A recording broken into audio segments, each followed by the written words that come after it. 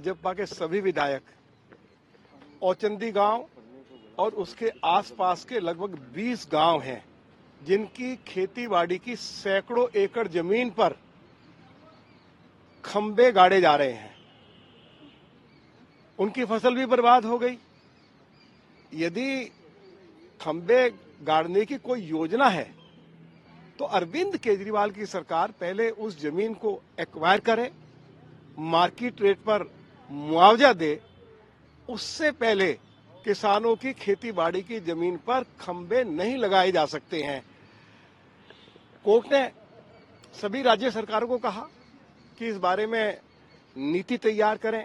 सभी राज्यों ने नीति तैयार कर दी और यदि किसी अन्य राज्य में खेतीबाड़ी की जमीन पर बिजली के खंबे लगाए जाते हैं तो पहले किसान को मुआवजा दिया जाता है।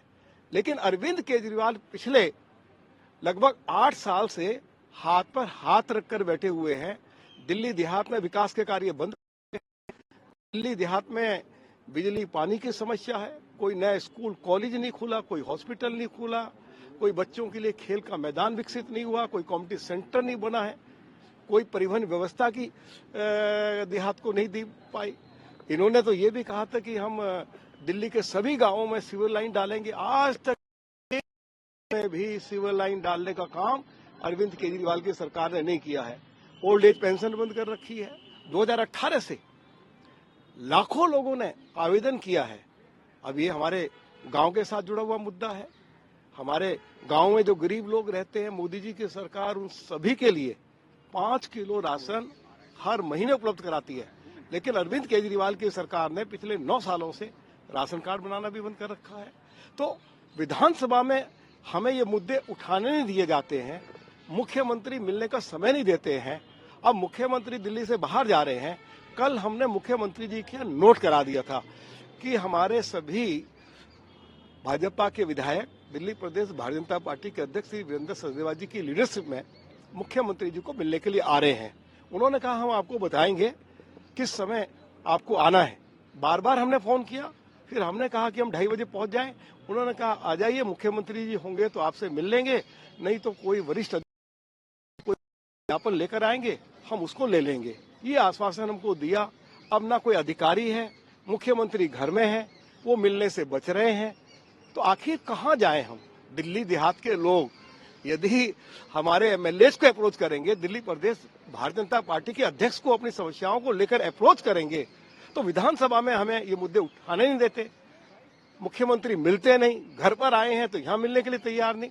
तो इसलिए अब हम सब लोग उनके घर के बाहर धरना पर बैठे हुए हैं। मुख्यमंत्री जब भी आएंगे हम उनसे मिलना चाहेंगे और दिल्ली देहात के लोगों की जो जेन्युइन समस्याएं हैं उनको उनके समक्ष रखना चाहेंगे।